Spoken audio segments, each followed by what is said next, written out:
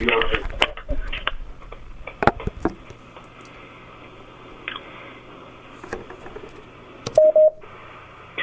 questions? Anybody? Chip, how did Michael Vick look yesterday, and what's your thoughts going forward as far as starting him against the Giants? Mike took some snaps in team, which was the first time in 2 weeks. He had done some 7-on-7 before that, so he looks like he's progressing, and we'll see. We'll evaluate him as we go through, Wednesday, Thursday, Friday here, and see what he can do and can't do. Do you look at him slightly different as far as getting him ready for a game? Because so much of his game is with his legs, and with a hamstring, obviously, that's an issue unless you're 100%. No, I look at him the same way I look at anybody that's injured, is are they cleared first and foremost by our medical staff, and then what can they do in terms of talking to Mike and getting feedback from him. So treat him the same as any other injured player.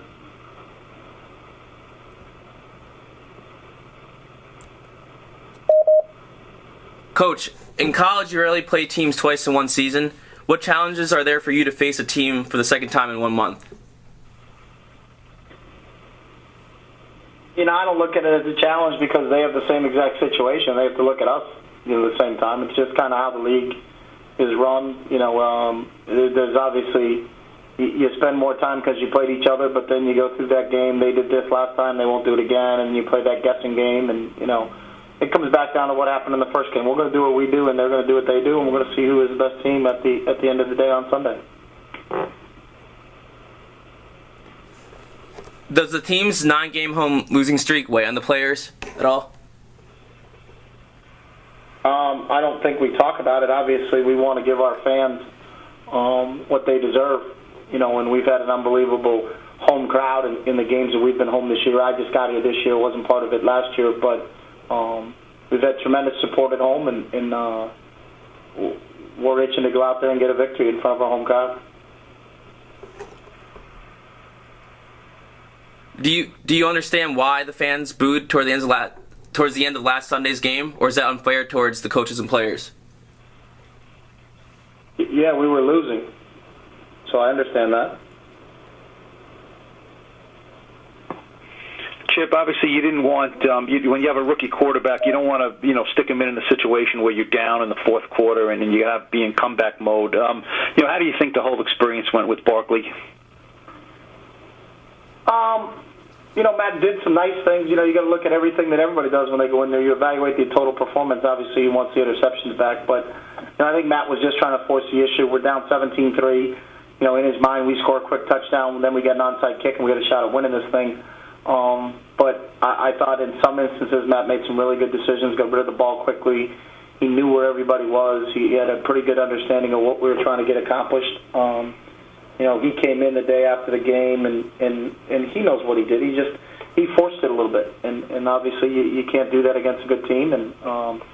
But he'll benefit from the experience. I know that.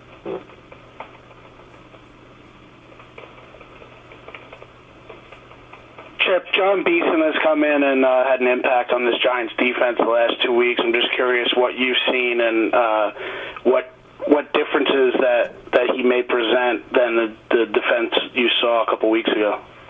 Yeah, he's had a big impact, as we look at it. Obviously, Herzlich was down in our game. It looked like they had to play Pace and Williams and Rivers a little bit more. I think it gives him a true Mike linebacker. I think in the 2 games that he's played, the Bears and the Vikings, he's been outstanding. I think he's been the leading tackler. Obviously he's a talented player. He's an all-pro player. I think he's a big upgrade for them on the defensive side of the ball, and that's where it's not the same team, at least from a defensive standpoint, or even offensively with Peyton Hillis over there. We didn't play Linval Joseph the last game because he was hurt. We anticipate him being back. So even though it's been a 3-week span between the 2 teams playing, I think there's some personnel changes, that are going to be different for us, and it'll be the first time we see him. But I think Beeson's playing really, really well right now. Spencer Pasinger's getting a lot of playing time. Chip, you saw him so much. Did you surprise that he's elevated himself into a starting linebacker in the NFL? No, I'm not surprised at all. Pace was awesome when I coached him in Oregon. Real leader of our defense, a true 3-down guy. that can play in nickel situations. He's got great coverage ability. He's an outstanding special teams player.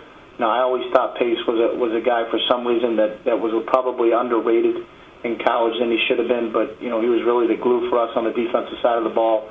And I'm not surprised at his production. That's the Spencer Pace that I know and that I saw at Oregon. He was the backbone of our defense that took us to a national championship game, and he's doing the same thing in the NFL.